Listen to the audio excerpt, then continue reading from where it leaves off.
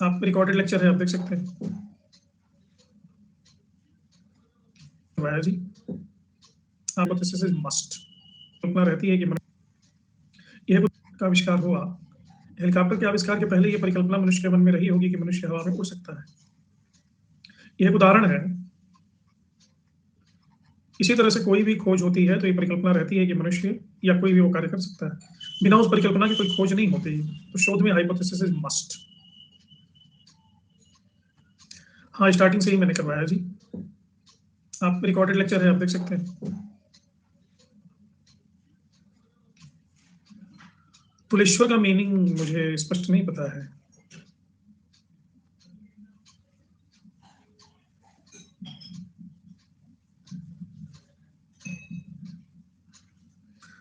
हाँ, ये तो बिल्कुल सही है आदित्य। जलवायु सबसे इवन ये जो कोरोना वायरस है ना, या ओमिक्रॉन है, जलवायु का ही परिणाम है, जल प्रदूषण का ही परिणाम है। हमारी इम्यूनिटी कमजोर हो रही है, इन्फ्लुएंजा से मर जा रहे हैं, फ्लू से मर रहे हैं, सांस नहीं ले पा रहे हैं। ये जलवायु के दोहन का ही परिणाम है। और कोई क्या, और दूसरा क्या था आपका? एक तो हाइपोथेसिस था, दूसरा शोध, शोध कथन, रिसर्च ऑब्जेक्टिव।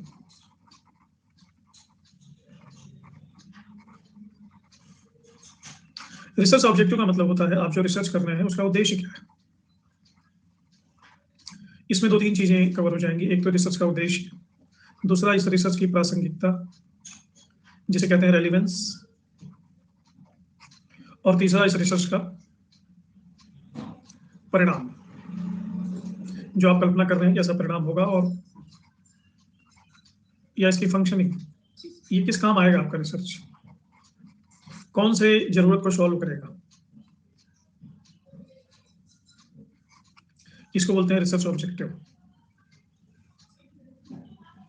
तीन चीजें होती हैं। एक तो होता है हाइपोथेसिस, किसी भी रिसर्च में दो हाइपोथेसिस तो होनी चाहिए।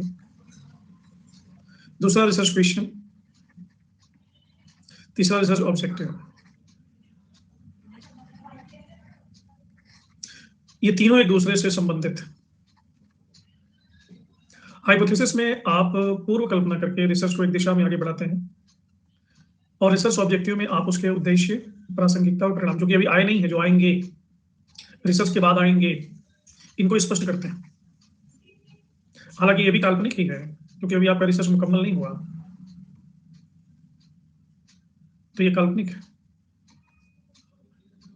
ये भी हाइपोथेटिकल है। लेकिन एक तरह से आपके रिसर्च के पूरे स्ट्रक्चर को ये बताता है, पूरी प्लानिंग को बताता है, उसकी उपादेयता, उपयोगिता, इन सबको फ्रेम देता है। इन दोनों में सबसे पुख्ता संबंध ये है कि हाइपोथेसिस रिसर्च ऑब्जेक्टिव का निर्माण करता है, और रिसर्च ऑब्जेक्टिव हाइपोथेसिस का निर्माण करती है, यानी हाइपोथेसिस को अर्थ देती है। इसके बिना आपकी परिकल्पना का कोई अर्थ ही नहीं है। उदाहरण के लिए मैंने जेएनयू से पीएचडी किया है, जवाहरलाल नेहरू विश्वविद्यालय से। तो मैंने जो पीएचडी किया था, इनको एक छोटे से उदाहरण से बताता हूँ। तो भारत और मध्य एशिया के परस्पर संबंधों पर मेरा शोध आधारित था। इसमें मैंने ये भी रिसर्च किया कि मध्य एशिया में इस्लाम बहुत ही व्यापक रूप से फैला हुआ है। अगर ये भारत है तो ये सारा इलाका मध्य एशिया है, और इधर ये रशिया है, ये चाइना है, ये तिब्बत है।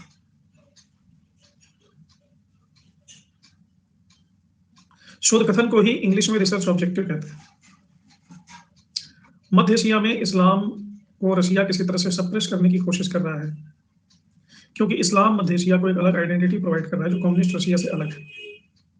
लेकिन इस्लाम मध्य एशिया के रक्तशिराओं में जिंदा है। गोपनीय रूप से लोग इस्लाम को फॉलो करते हैं, और इस्लाम उसको एक आइडेंटिटी प्रदान कर रहा है, एक पहचान दे रहा है, और वहां पर सामाजिक आधार प्रदान कर रहा है, क्योंकि इनका नेटिव रिलीजन इस्लाम रहा है शुरू से। इस्लाम यहाँ पे आम आदमी का सहारा बन के उभरा है मध्य एशिया में। इस्लाम मतलब कट्टर इस्लाम नहीं, सूफिज्म। सूफिज्म कहे तो ज्यादा उचित होगा। और सूफी वहां पे स्वतंत्रता की लड़ाई लड़ रहे हैं, अंग्रेजों के खिलाफ नहीं, रूसियों के खिलाफ, रूसियों के खिलाफ।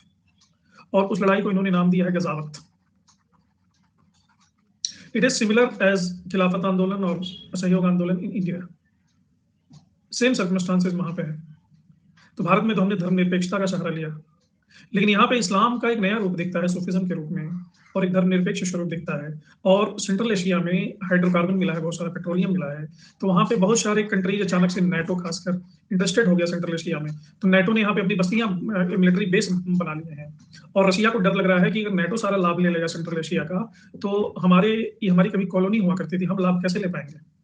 तो जो भी मिनरल रिसोर्सेज हाइड्रोकार्बन मिले हैं, उस पर रशिया अपना वर्चस्व चाहता है और विदेशी शक्तियां अपना वर्चस्व चाहती हैं। तो ये प्रलोभन दे रहे हैं वहां के जो आम आदमी को, विदेशी शक्तियां, नाटो धन दे रहा है, सुविधाएं दे रहा है, असिस्टेंस दे रहा है, रशिया भी ये कर रहा है और लोगों को सप्रेस भी कर रहा है। अब इसमें ये दोनों अपना अपना लाभ देख रहे हैं, लेकिन जो आम जनता वहां पे है, आम आदमी किस रहा है, आम आदमी के पास कोई चारा नहीं है। तो इस्लाम में अपना आश्रय ढूंढ रहा है, सूफिज्म में अपना आश्रय ढूंढ रहा है, और आम आदमी कर रहा है गजावत। मैंने हाइपोथेसिस वहां पे क्या निकाला, मेरा हाइपोथेसिस था, मैं उसी क्रम में बता रहा हूँ। पहला हाइपोथेसिस ये था कि सेंट्रल एशिया में जो इस्लाम का स्वरूप है, वहां पे हम एक अनूठा ही स्वरूप देखते हैं इस्लाम का, वो है सेकुलर। जबकि इस्लाम को नॉर्मली जोड़ा जाता है रेडिकलिज्म से, टेररिज्म से, जैसा कि तालिबान और आईसिस।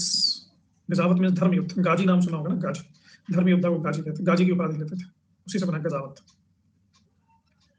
तो मैंने पहला हाइपोथेसिस निकाला कि जो सेंट्रल एशिया में इस्लाम है वो है सेकुलर, जो कि एक अनूठी बात है पूरी दुनिया के परिप्रेक्ष्य में। दूसरा हाइपोथेसिस निकाला कि यह जो इस्लाम को सप्रेस किया जा रहा है, इस्लाम के ऊपर रेडिकलिज्म का आरोप लगाया जा रहा है, इस्लाम को, क्योंकि ये कहा जा रहा है कि ये लोग कट्टरवादी हैं, इनको मारो।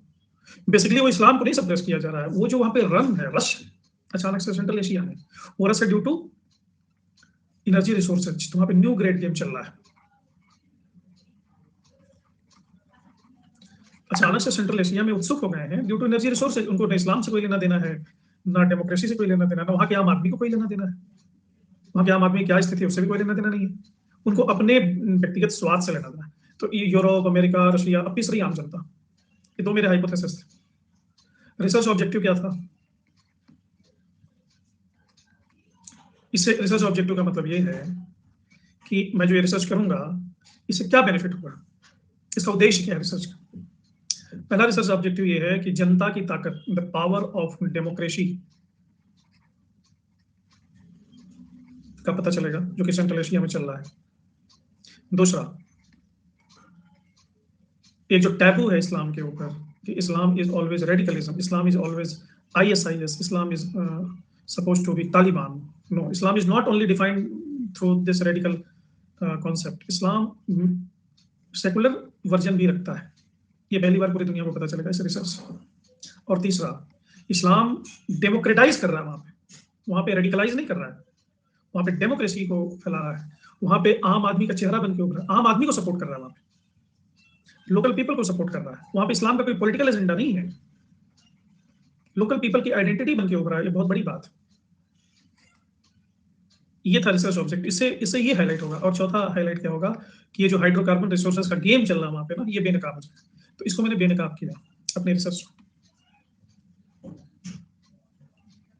ये मैंने इसलिए बताया कि इन दोनों में बाइफरकेट आप कर सको कि what is the difference between hypothesis and what is research object, और इसी से आधारित रिसर्च क्वेश्चन बनाते हैं।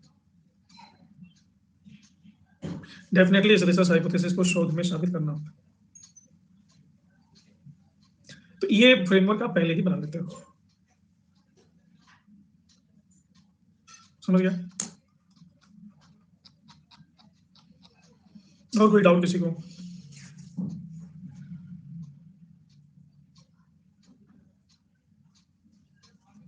चलिए, हमने इन्वायरमेंट से संबंधित बहुत सारे टर्म्स एंड कॉन्सेप्ट को पढ़ा। अब कुछ और कॉन्सेप्ट को पढ़ते हैं। जैसे ये आप देख रहे हैं, जलीय तलवी भूमि। मैंने आपको पिछली क्लास में बताया था बायोम। बायोम का मतलब क्या होता है?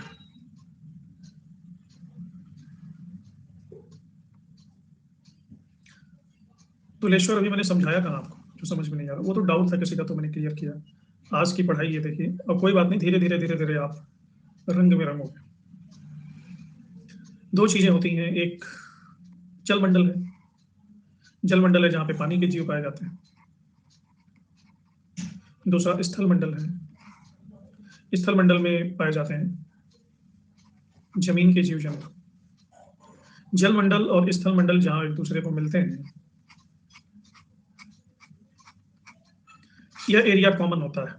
इसी कॉमन एरिया को कहते हैं इकोटोन, जहां दो बायोम्स मिलते हैं। संक्रमण का इलाका, अब जैसे ये इलाका है, आप देख रहे हो जल भी है और स्थल भी है, तो यहाँ पे मछलियां भी इसको क्रॉस करती होंगी, और जलीय जीव, मेंढक भी, स्थलीय जीव, मेंढक वगैरह भी, केचुए या इस प्रकार के जीव रहते होंगे, दोनों रहते होंगे। तो इस स्थिति को कहते हैं इकोटोन। समझ गए इकोटोन? कभी कभी ऐसा होता है कि जैसे मैंने यहाँ पे बताया कि ये कॉमन एरिया है, कभी कभी ऐसा होता है कि ये कॉमन एरिया की पहचान आसानी से नहीं हो पाती।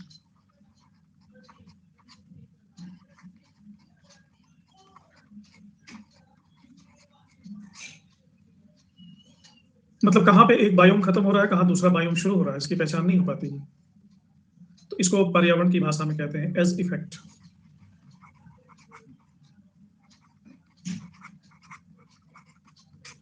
एज इफेक्ट, एज का मतलब होता है धार। अब जैसे यहाँ पे दो हैबिटेट आपको दिख रहा है, एक हैबिटेट है जंगल, दूसरा हैबिटेट है घास का मैदान। ये दोनों एक दूसरे से इस कदर जुड़े हुए हैं कि कहाँ पे एक समाप्त होगा, कहाँ दूसरा शुरू होगा, इसकी पहचान नहीं हो पाएगी। ऐसा नहीं है कि एक बायोम की सीमा समाप्त हो रही है तब जाके दूसरा बायोम शुरू हो रहा, नहीं, दोनों युगपत हैं, दोनों साथ साथ। हेलो नायरा। तो इस चीज को कहते हैं एड्स इफेक्ट। एड्स का मतलब होता है धार।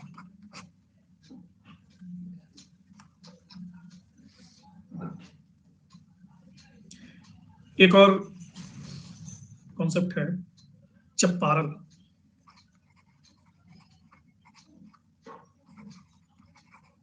चप्पारल क्या होता है? भूमध्य सागर के तटों पर एक ऐसा जलवायु क्षेत्र है जहां सर्दी में वर्षा होती है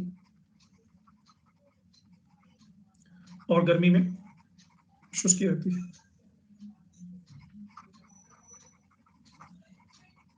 इसलिए यहाँ की वनस्पतियों की पत्तियां चौड़ी होती हैं।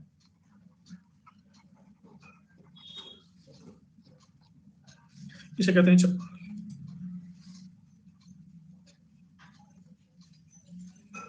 मिर्मिकोफिली,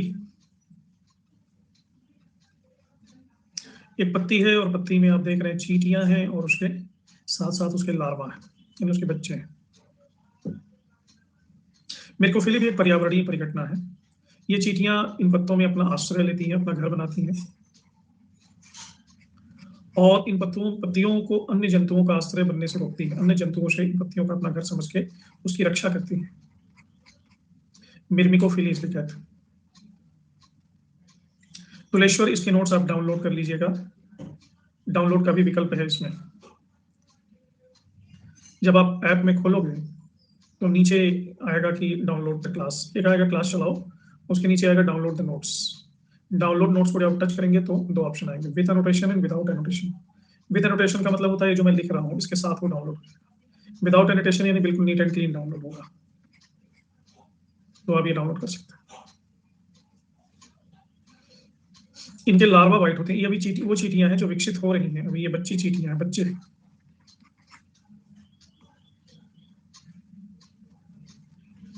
ये व्हाइट कीड़े ने, ये चीटियों का ही बच्चा है, चीटियों ने यहाँ पे अंडे दिए हैं। ये जब बड़े होंगे तो ऐसे कन्वर्ट हो जाएंगे। तो इस घटना को क्या कहते हैं? मर्मिकोफिली।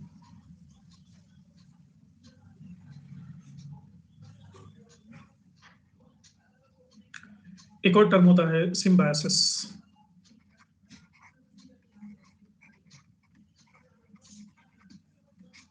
सिम्बायोसिस क्या होता है? जैसे चना, चने का किसी ने खेत में पौधा देखा है, चने का खेत, चने का खेत हिंदी फिल्मों के गानों में भी बहुत आता है।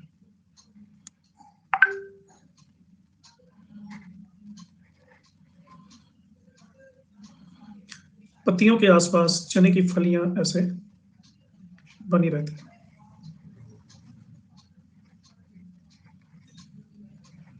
और इसमें चने होते हैं। मिट्टी में कुछ खास तरह के बैक्टीरिया होते हैं जो इनमें प्रोटीन को भरते हैं।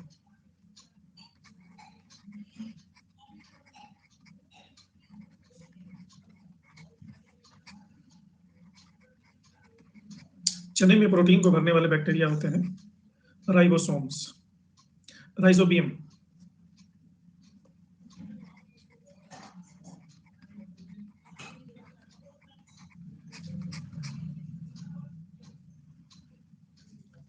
राइजोबियम चने में प्रोटीन डालता है और चना राइजोबियम बैक्टीरिया को पालता है, यानी एक दूसरे के सहजीविता पर इनका जीवन आधारित है।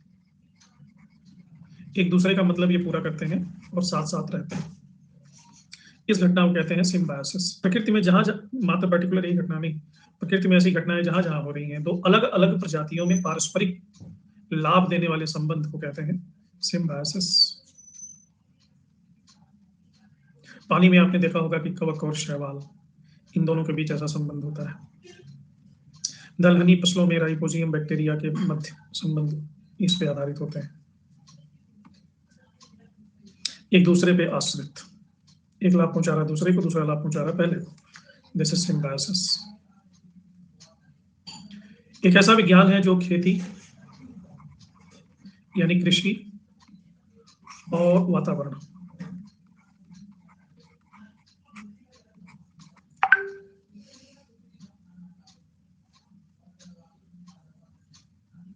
खेती और वातावरण, इन दोनों परस्पर संबंधों का जो अध्ययन जो शाखा करती है उसको कहते हैं एग्रीकोलॉजी। एग्रीकल्चर से एग्रीकोलॉजी।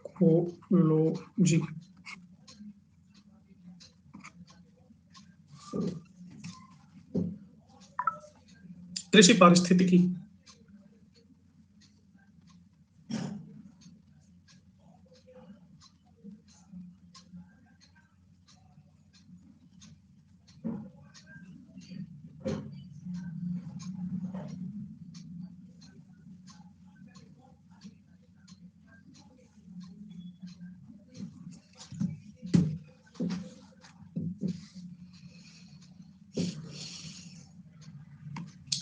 आपको पता होगा कि हमारी धरती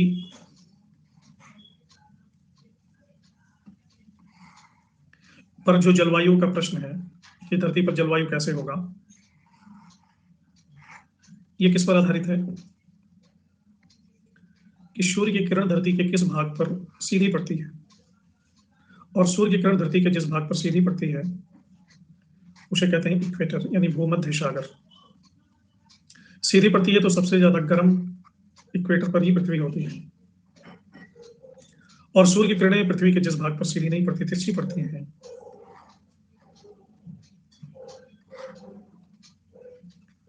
वहां हमेशा बर्फ जमी रहती है।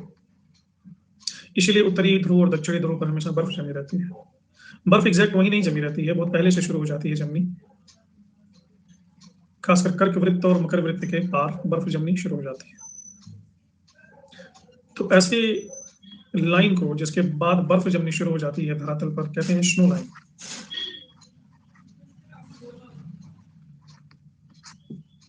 बर्फ रेखा, हिम रेखा।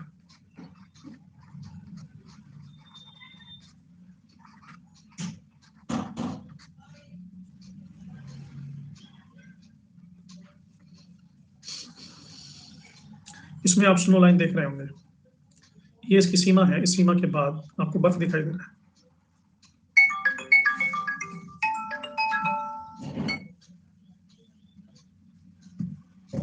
ये स्नो लाइन।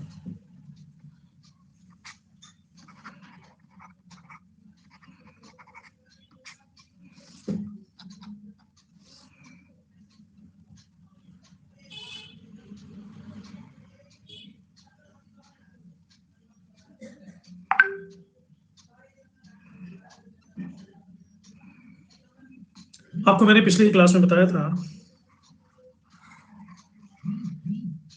जैसे एक तालाब है,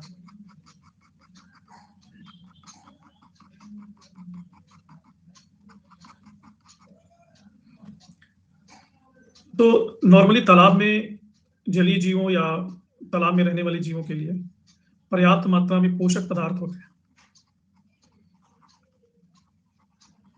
न्यूट्रिएंट्स होते हैं।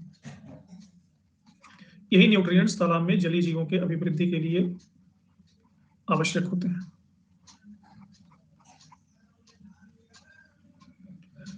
ऐसा नहीं कि सभी में होते हैं, सभी में नहीं होते, कुछ में बिल्कुल नहीं हो सकते हैं। तो वे जल क्षेत्र से तालाब नहीं, झील भी हो सकता है, नदी भी हो सकता है, जिसमें पर्याप्त मात्रा में पोषक पदार्थ होते हैं, जो जलीय जीवों या जलीय पौधों की तीव्र वृद्धि के लिए उपयुक्त होते हैं। इसे कहते हैं यूट्रोफिक। आपको मैंने पिछले क्लासेस में बताया था यूट्रोफिकेशन, तालाब में अचानक से पोषक पदार्थों का बढ़ जाना और जल जंतुओं की भरमार हो जाना, ये होता है यूट्रोफिकेशन। जलकुंभी, काई, शैवाल, कवक, शोरा, रेशा, गांव में या कहीं भी आपने ऐसे तालाब देखे होंगे जो पूरी तरह से वनस्पति से ढके हुए हैं या जलकुंभी से ढके हुए, पानी दिखता ही नहीं, पानी दिखता ही नहीं। ये जो वनस्पति से ढक कैसे गए? पोषक तत्व अचानक से तालाब में बहुत ज्यादा हो गए। ये पोषक तत्व ज्यादा कहाँ से आ गए? आसपास के खेतों में जो फर्टिलाइजर डालते हैं किसान, खाद डालते हैं, ये बारिश के पानी से खाद बह करके तालाब में आता है और यूट्रोफिकेशन हो जाता है। तो पोषक तत्व जब बढ़ जाएगा तो अचानक से तालाब में वनस्पतियों की भरमार हो जाएगी।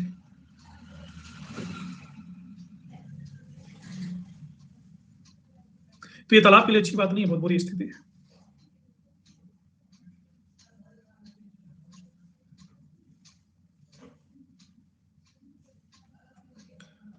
एक और टर्म है एपीफाइट्स।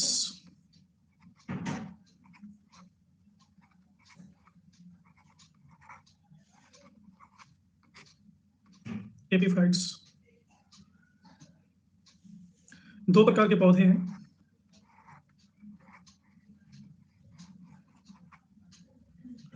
और इस पौधे से एक और पौधा निकला हुआ है, एक दूसरा ही वृक्ष निकला हुआ है। यह इस पौधे से भोजन नहीं लेता,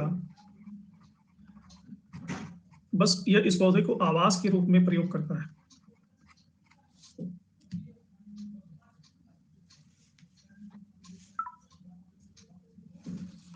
दो अलग अलग प्रकार के पौधों का संबंध अगर भोजन पर आधारित ना होकर के आवास के आधार पर संबंधित हो, ऐसे पौधों को कहते हैं एपीफाइट्स। भोजन ये लेता है या तो इस पौधे पर कुछ जड़ें अपनी नीचे पौधों के साथ ही डालेगा सूर्य के प्रकाश से, और जड़ों से लेता है। पौधों का उपयोग सिर्फ आवास से करता है। उदाहरण के लिए ये पिक्चर आप देख रहे हो, ये इसी वृक्ष पर एक पौधा दूसरा ही उगा हुआ है, वो इस पौधे से भोजन नहीं प्राप्त करता, लेकिन पौधे को एक आवास के लिए उपयोग कर रहा है।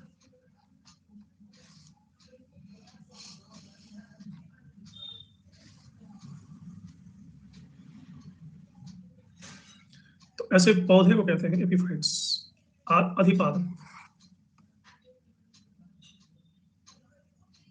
हाँ, तुलेश्वर वो एपीफाइट्स का उदाहरण है।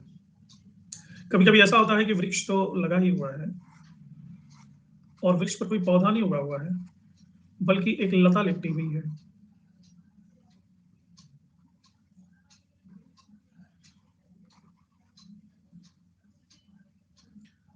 यह भी पौधे का आवास के रूप में ही उपयोग कर रही है।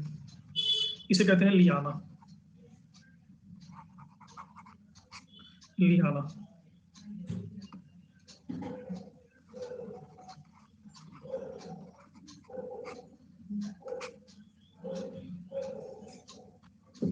ये कुछ टर्म्स हैं जो पर्यावरण के लिए आपको याद करना है, क्योंकि टर्म्स ही पूछ लेता है सीधे, लियाना क्या होता है। जैसे यहाँ पे आप देख रहे हैं लता है जो वृक्ष के ऊपर तक चढ़ी हुई है।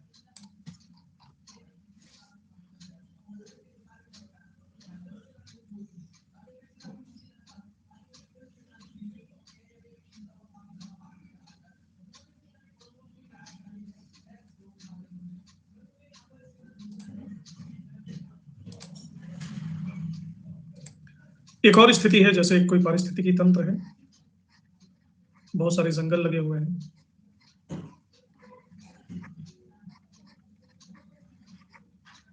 इस पूरी पृथ्वी पर बहुत सारे जंगल थे, पूरी पृथ्वी जंगलों से ही भरी हुई थी। धीरे धीरे क्या हुआ कि इन जंगलों को काट दिया गया, और जहां पे जंगल थे वहां पर आज बहुत बड़े-बड़े बिल्डिंग्स बन गए।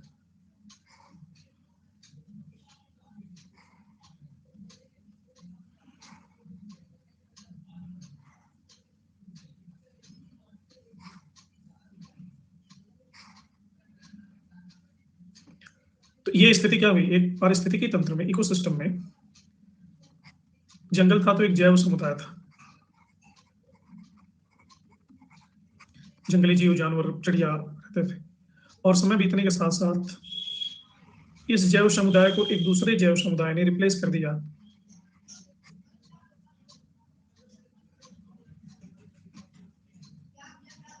इसको कहते हैं पर्यावरण की भाषा में अनुक्रमण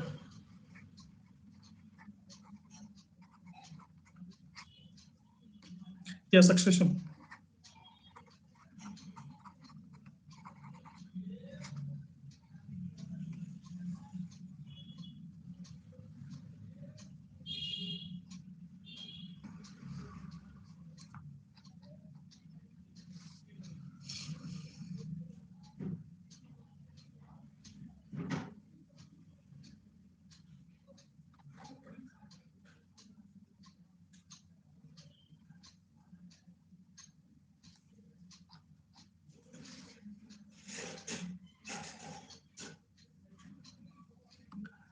एक और स्थिति है जो जल है,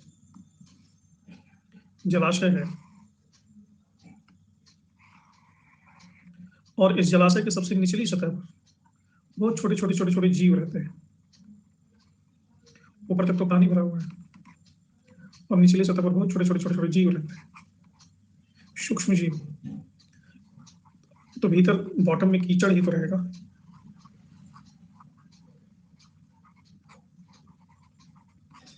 इन कीचड़ों के सूक्ष्म जीव को कहते हैं बेंथोस।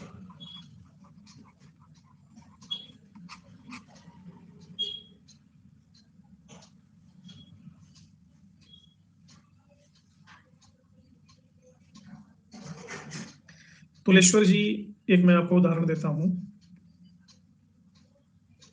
प्रश्न कैसे आएगा?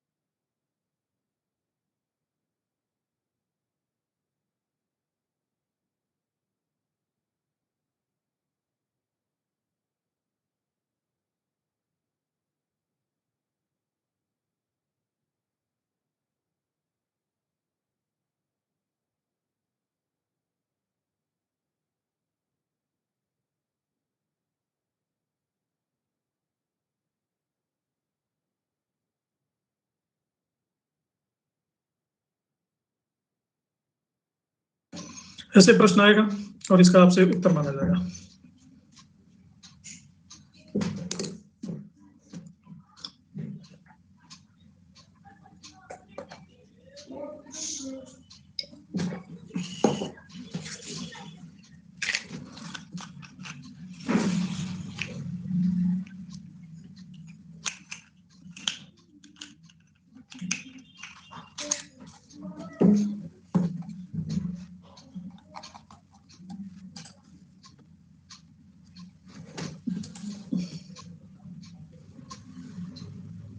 समझ गया जी तोलेश्वर जी?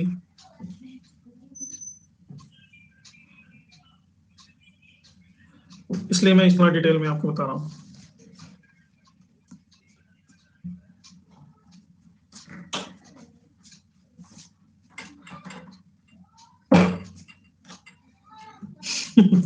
हाँ, सामने नहीं जिज्ञासा है तो उसकी पूर्ति होनी चाहिए।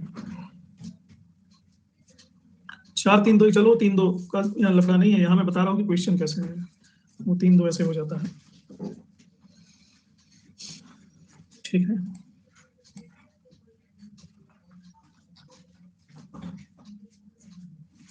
एक विज्ञान वो होता है जो मिट्टी की भूमिका का अध्ययन करता है पौधों के वृद्धि और विकास में, कि मिट्टी की भूमिका क्या है। इस विज्ञान को कहते हैं इडेफोलॉजी।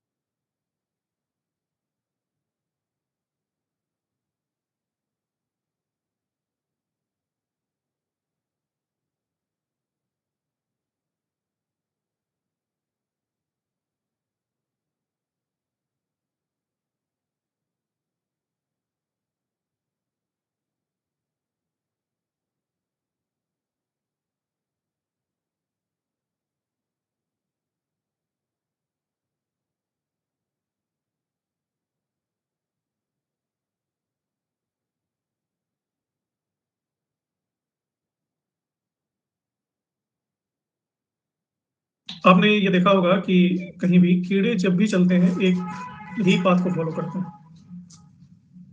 अगर इस कीड़े के रास्ते में कुछ लगा दो ना, तो फिर भी ये उस पर चढ़ के जाएंगे, रास्ता एक ही फॉलो करते हैं। ये होता है कीड़े अपने जहां कहीं भी होते हैं अपना क्षेत्र निर्धारण करते हैं, अपना इलाका बनाते हैं। ऐसे कुत्ते भी शुशु करके बनाते हैं अपना इलाका। इस क्षेत्र निर्धारण के लिए वो एक विशेष प्रकार का स्मेल छोड़ते हैं। ये स्मेल आता है एक विशेष प्रकार के केमिकल से जो उनके अंदर से निकलता है।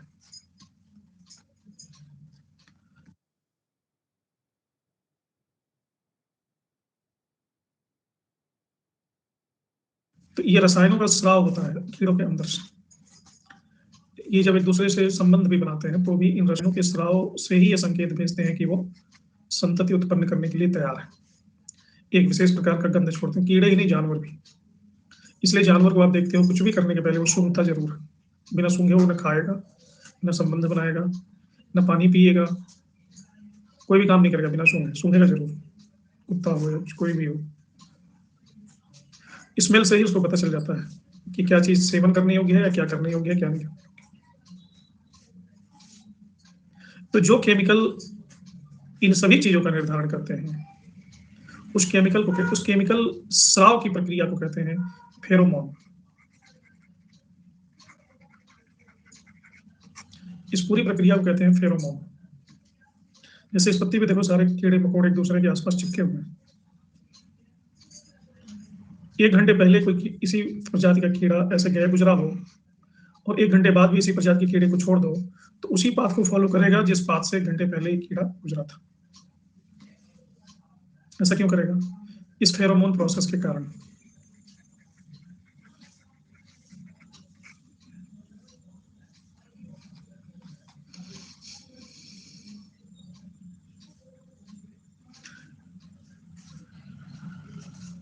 इंडिया में बहुत सारी वनस्पतियाँ ऐसी हैं जो भारतीय नहीं हैं, भारत में बाहर से लाई गई हैं।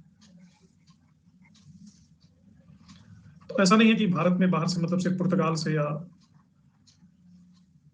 इंग्लैंड से लाई गई हैं या यूरोप से लाई गई हैं। इनमें लगभग 40% वनस्पतियाँ लाई गई हैं चीन और तिब्बत से, जैसे रेशम। स्पेशली जो वनस्पति चीन, तिब्बत और चीन से लाई गई है, उसे कहते हैं बोरियल।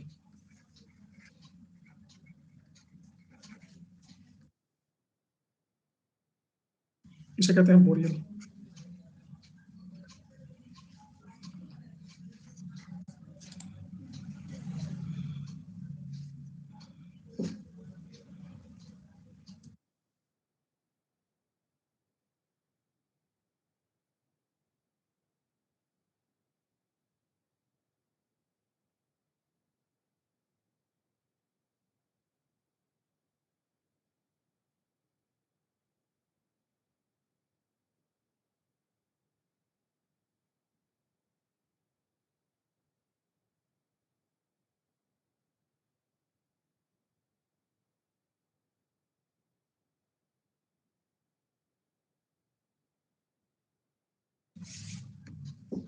जैसे मानव जीवन में हम देखते हैं कि एक मानव समाज है, सोसाइटी है, एक गाँव है और एक मानव की आवश्यकता की पूर्ति के लिए उस गाँव में अलग-अलग व्यक्ति हैं, जो मनुष्य की उन तमाम आवश्यकताओं की पूर्ति करेंगे। जैसे अगर मनुष्य को तेल की ज़रूरत हो तो इसके लिए तेल प्रोवाइड करने वाला इंसान है, चमड़े की ज़रूरत हो तो चमड़े वाला है। इसी तरह से अगर मनुष्य को भोजन चाहिए तो उसके लिए फार्मर है, घर की आवश्यकता है तो कारपेंटर घर बनाने वाला है। और ये परस्पर सहयोग से पूरा का पूरा मनुष्य का समाज चलता है। प्रशासन की ज़रूरत है तो इसके लिए प्रशासन है, पुलिस है, उनके अलग स्किल है, एडमिनिस्ट्रेटर है। शिक्षण की ज़रूरत है तो उसके लिए टीचर है। बाल बढ़ जाते हैं, बालों को काटना है तो उसके लिए बार्बर है।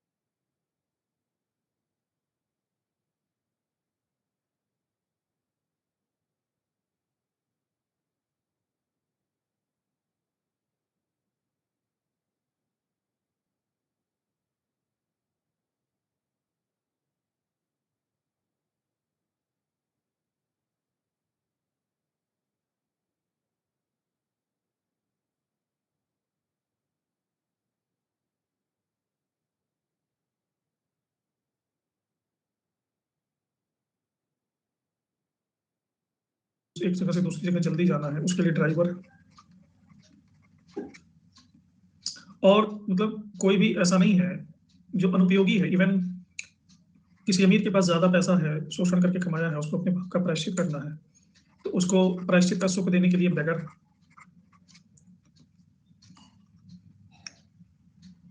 किसी को मनोरंजन करना है उसके लिए डांसर है, किसी को प्रेम का सुख लेना है उसके लिए अन्य बहुत सारे व्यवसाय हैं। सभी का अपना अपना रोल है। तो ये इंसानों की सोसाइटी है। इसी तरह से मैं ये क्यों बता रहा हूँ ना डिटेल में, इसी तरह से पौधे और जीव जंतुओं की सोसाइटी है, जो एक पारिस्थितिकी तंत्र का निर्माण करते हैं। और प्रत्येक जीवधारी का अपना एक पद होता है, एक आवश्यकता होती है, जिस आवश्यकता की वो पूर्ति करता है, और कोई नहीं कर सकता, भले हमको उसकी जानकारी हो या ना हो। हर जंतु का एक कार्य है, चाहे वो कीड़ा हो, मकोड़ा हो, केचुआ हो, चोक हो, मतलब वट एवर, सांप हो, बिच्छू हो, सबका एक अपना काम है, प्राकृतिक रूप से उसकी वो पूर्ति करता है, और इससे पूरा का पूरा पारिस्थितिकी तंत्र चलता है। तो इनके समाज को कहते हैं इकोलॉजिकल निक, पारिस्थितिकीय निक।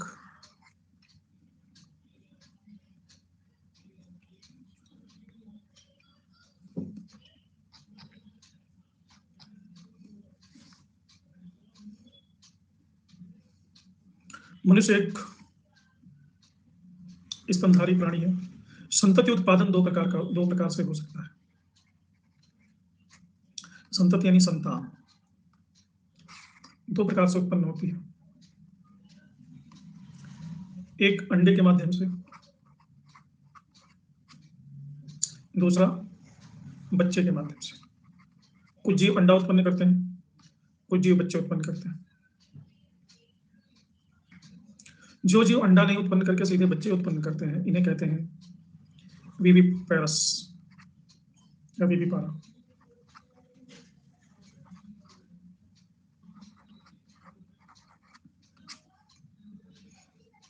हिंदी में से कहते हैं जरायुज।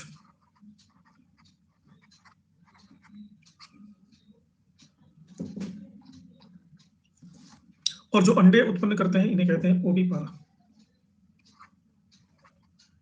या ओविपारस। हिंदी में कहते हैं अंडेयुज। This is the difference between जरायुज एंड अंडेयुज।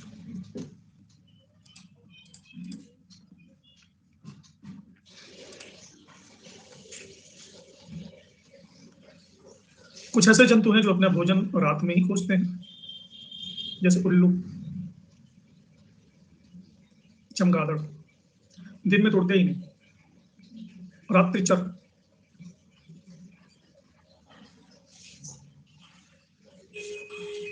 उन्हें कहा जाता है नॉकटर्नल एनिमल,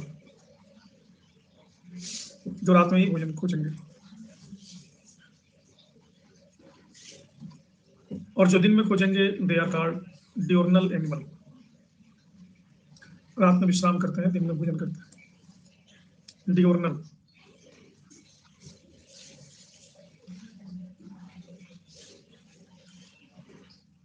जंतुओं में भी दो कैटेगरीज हैं। एक जंतु ऐसा है जिनका ब्लड टेम्परेचर हर एक मौसम में एक जैसा रहता है। जैसे मनुष्य के ब्लड का टेम्परेचर कितना रहता है हर मौसम में,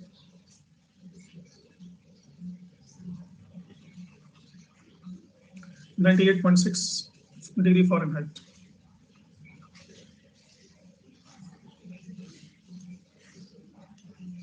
ऐसे लोगों को कहते हैं समतापी जंतु। सभी समतापी नहीं होते, या हिंदी में इंग्लिश में कहते हैं वार्म ब्लडेड।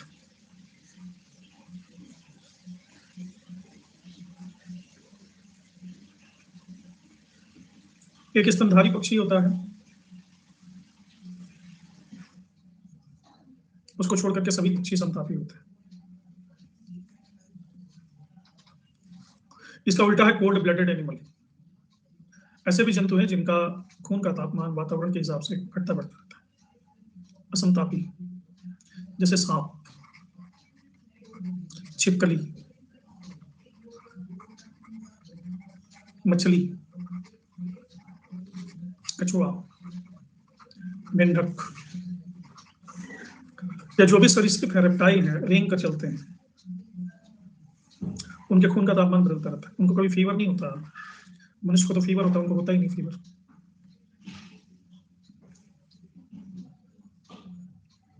इसलिए इनको जब पाला जाता है तो ये डायग्नोस करना बड़ा मुश्किल हो जाता है कि ये बीमार है कि ठीक है।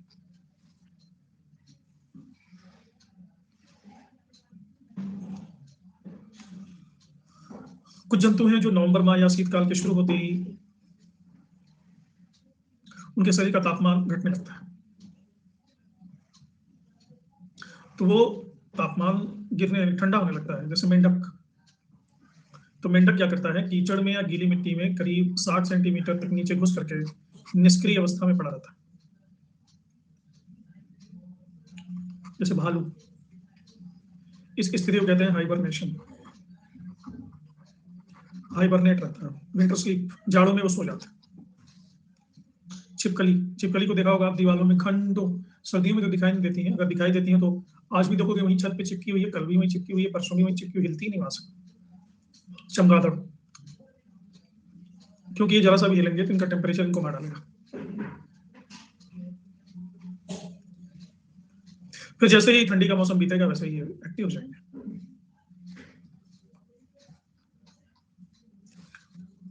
इसे कहते हैं विंटर स्लीप। ऐसे जंतु विंटर में सो जाते हैं। इसी तरह से समर स्लीप भी होता है। समर स्लीप के लिए शब्द है एस्टिवेशन। गर्मी का मौसम शुरू होते ही मेंढक के शरीर का तापमान बढ़ने लगता है। अब मेंढक फिर से जमीन के अंदर या फूस की तली में छुप करके निष्क्रिय हो जाता है। बरसात शुरू होते ही मेंढक ट्रक ट्रक करने लगता है, कूद कूद करके खूब प्रजनन करता है। ये जीव जंतु प्रजनन क्यों करते हैं, या मनुष्य ही प्रजनन क्यों करता है? मनुष्य के बायोलॉजिकल लॉजिक में प्रजनन करना उसको अमर होने का एक माध्यम दिखाई देता है, कि मैं अगर नहीं भी रहूंगा तो मेरा अंश, शरीर का अंश जीवित रहेगा इस धरती पर। कुछ लोग कहते हैं कि अपना नाम छोड़ जाएंगे। जीवित रहने की बड़ी आकांक्षा, बड़ी गहरी आकांक्षा है मनुष्य की। हाँ, ये सारे सच होते हैं। विंटर में ये भोजन नहीं करते, या पड़े पड़े भोजन करते हैं। अगर गलती से कोई कीड़ा मकोड़ा उनके पास आ गया तो उनको खा लेते हैं चुपचाप, या ऐसी मुद्रा बना लेते हैं कि कीड़े उनकी तरफ आकर्षित होते हैं। कीड़ा समझेगा कि कोई फूल खिला हुआ है और वो अपना कलर ऐसे बदल लेते हैं।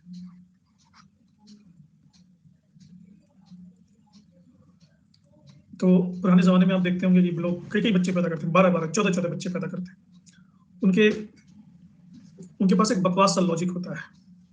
बकवास सा लॉजिक होता है कि हम नहीं रहेंगे तो हमारा अंश जीवित रहेगा। मनुष्य जीना चाहता है। इसको मनोवैज्ञानिक है सिगमंड फ्रायड, इसको नाम देता है इरोस। इरोस एक फिल्म बनाने वाली कंपनी का भी नाम है। संजय लीला भंसाली की जितनी फिल्में आती हैं वो इरोस से ही आती हैं। देवदास, हम दिल दे चुके सनम, वगैरह वगैरह। इरोस बेसिकली हमारे अंदर जीने की इच्छा है। हम जीना चाहते हैं, मरना नहीं चाहते, हम बने रहना चाहते हैं। एक स्थिति होती है जब हम पूरा जी लेते हैं, हर काम कर लेते हैं। तो ऐसा नहीं सिर्फ जीवेषणा ही होती है। इरोस को हिंदी में कहते हैं जीवेषणा। एक समय के बाद जब व्यक्ति 90-100 साल का होता है, हालांकि ऐसा बड़ा दुर्लभ होता है, मृत्योषणा भी आती है। व्यक्ति मरना चाहता है, उसको कहते हैं थानाटोस। सिगमंड फ्रायड ने कहा है थानाटोस, मृत्योषणा। सिगमंड फ्रायड कहता है कभी कभी सुसाइड जो लोग कर लेते हैं उनका ये थानाटोस इरो से ज्यादा हो जाता है।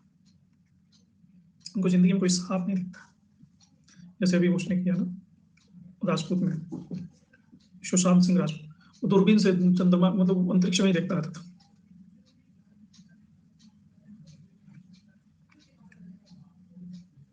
लेकिन ये बहुत ही क्रिटिकल पोजीशन है। लोग वासना से इतने भरे रहते हैं कि मरते दम तक वो जीना चाहते हैं। कभी-कभी तो मैं बड़ा आश्चर्यचकित हो जाता हूँ। अभी मैं 2 दिन में जर्नी में था, यात्रा में आ रहा था।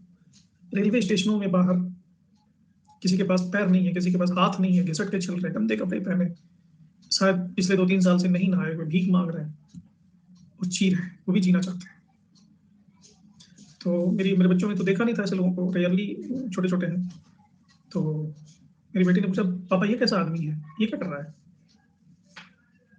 मैंने कहा, "बेटा इसके बारे में सिगमंड फ्रायड ने बताया था।" तो कहती, "ये कौन है?" मैंने कहा, "बेटा तुम्हारी समझ से बाहर है। ये इरोस के मारे हैं।"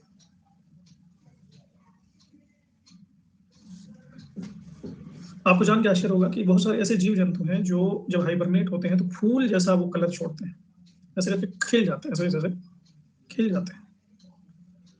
और जब आप कोई भी कीड़ा-मकोड़ा उसको फूल समझ के उसके पास जाता है तो उनकी पंखुड़ी बंद हो जाती है। ऐसे भँवरे के साथ भी होता है, कमल का फूल खिला रहता है, भँवरा जाता है और पंखुड़ी बंद हो जाती है।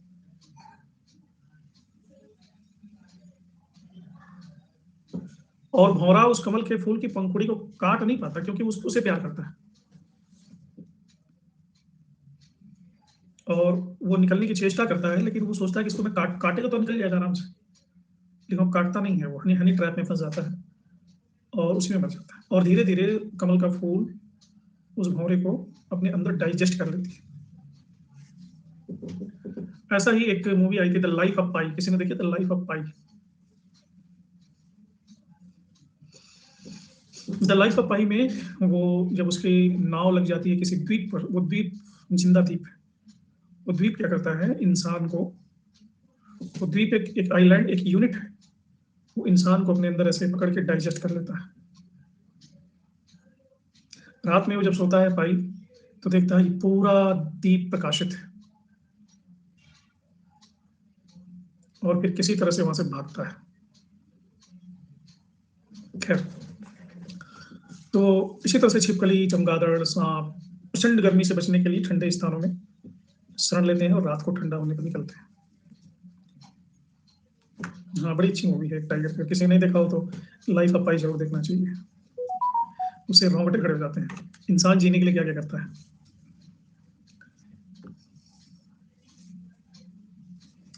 आपने देखा होगा जब कभी भी ट्रैफिक से जाते होंगे, जो रोड होता है ना, रोड के बीच आजकल बहुत मोटी मोटी डिवाइडर बन रही है और इस डिवाइडर पे बहुत सारे वृक्ष लगाए जाते हैं। कई तरह के वृक्ष लगाए जाते हैं, सड़कों के किनारे भी बहुत सारे वृक्ष लगाए जाते हैं, फूल, पत्तियां, छायादार वृक्ष वगैरह वगैरह। इनका उद्देश्य होता है कि प्रदूषण को कम करना, वायु प्रदूषण को नहीं, ध्वनि प्रदूषण को कम करना। इसको कहते हैं ग्रीन मफलर।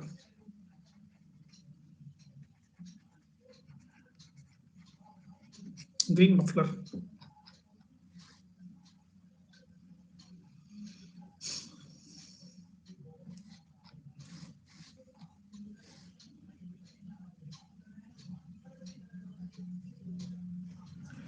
एक और भी स्थिति है, जैसे कीटनाशकों का छिड़काव हम करते हैं, किस लिए?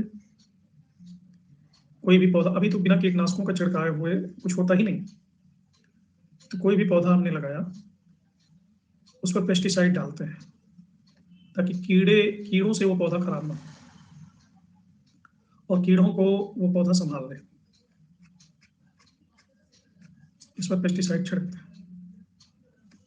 ठीक है, पौधा कीड़ों से बच गया, पेस्टिसाइड से डीडीटी है, बच गया। और इस पौधे का जो भी, मान लो किसी बकरी ने खाया इस पौधे को और बकरी को फिर इंसान ने खाया,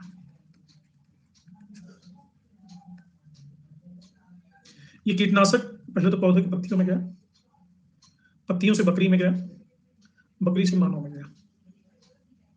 कीटनाशक, पेस्टिसाइड, इसको कहते हैं बायो मैग्निफिकेशन। मैग्नीफाई होना यानी बड़ा हो जाना, मैग्निफिकेशन। पौधे से जैसे जैसे ये उच्च पोषण स्तर में कीटनाशक जाएगा, वैसे वैसे इसका कॉन्सेंट्रेशन हाई होता चला जाएगा, हाई कॉन्सेंट्रेशन। यानी प्राथमिक उपभोक्ता में मान लो 10 है इसका कॉन्सेंट्रेशन, द्वितीयक उपभोक्ता में 100 हो जाएगा, तृतीयक उपभोक्ता में 1000 हो जाएगा। मारकता इसकी बढ़ती जाएगी और ये आज के मनुष्य के लिए अभिशाप है। उसको इस चित्र में दिखाया गया है, बाय मैग्निफिकेशन को। कीटनाशक है, इसमें इसका सांद्रण ऐसा है, फिर इसमें और बढ़ गया और बढ़ गया, और पक्षी तक जाते जाते सबसे ज्यादा बढ़ गया।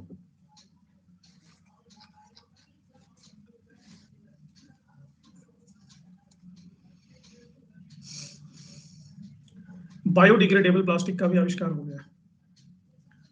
इसको जीव अपघटित कर देते हैं।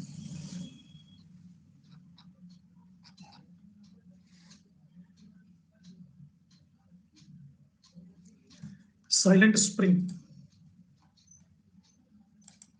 ये किताब है, रशेल कार्सन ने इसको लिखा था। डीडीटी पहले कीटनाशक के रूप में प्रयोग किया जाता था। डीडीटी के प्रयोग करने के बाद चूहों ने इस डीडीटी को खाया। चूहों को रोकने के लिए किया गया था, चूहे मर गए। चूहे मर गए तो बहुत सारे कीट जिनको चूहे खाते थे वो बहुत ज्यादा हो गए और डीडीटी भी और ज्यादा छिड़का जाने लगा। इन चूहों को फिर बिल्लियों ने खाया और बिल्ली मर गई। फिर ये चूहे बहुत ही जहरी, जो चूहे बच गए, चूहे वही बचे जिनके अंदर प्रतिरोधक क्षमता बहुत ज्यादा थी, और जो चूहे बच गए उनके अंदर एक भयंकर वायरस पैदा हुआ जिस वायरस को हम प्लेग के नाम से जानते हैं, और पूरी दुनिया में प्लेग नाम की महामारी फैली ड्यू टू डीडीटी। इसको अपनी किताब में रसेल कार्सन ने द साइलेंट स्प्रिंग, और भारत में भी लाखों लोग मरे प्लेग से। साइलेंट स्प्रिंग में इन्होंने इसका जीवंत वर्णन किया है।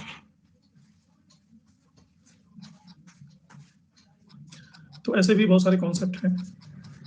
तो आज हम इतना ही, इस सत्र कहीं पे विराम देते हैं।